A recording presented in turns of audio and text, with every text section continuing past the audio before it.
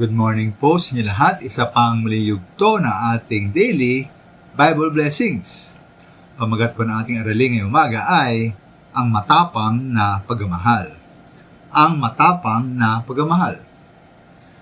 Ang tanungin po ng ating Panginoong Hesus, si Pedro sa John 21:15-17, ng 3 beses, kung mahal niya ang ating Panginoong Hesus. Siya po'y sumagot agad-agad. Sabi ni Pedro, oo, mahal niya ang Panginoon.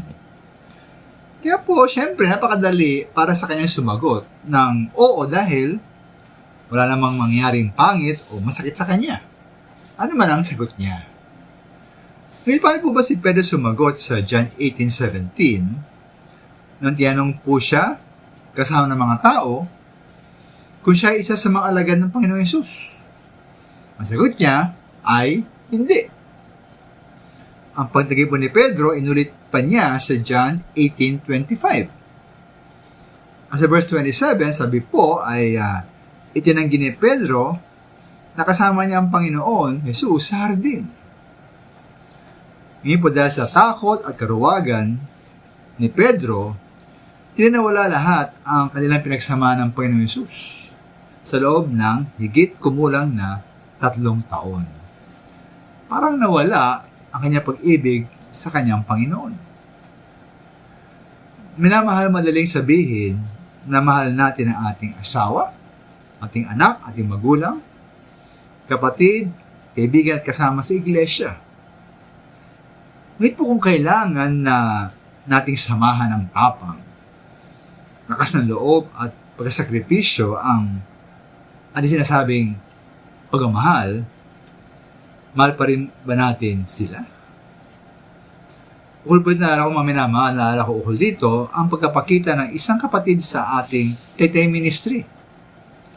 Ng kanya pong pagmamahal at pagmamalasakit sa kapatiran. Nasa kabila po ng bagyo at masamang panahon, sa kabila ng baha at malalim na tubig, kanya pong sinugod ang mga ito. Siya po ay namili, nagluto, nagpakain sa mga kapatiran para lamang hindi sila magutom. Sa kabila pa nga ng salungat ng mga opinyon ng ibang tao.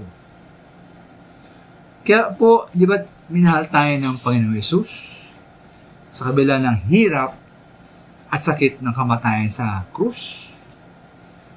Hindi po siya umatras.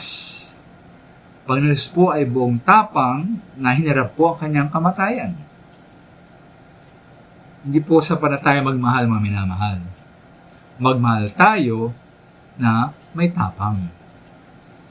Pagmamahal po na tayo handang magsakripisyo para sa ating minamahal. Ngayon po, dapat tayo talagang magsakripisyo para sa kanila? Maraming salamat po.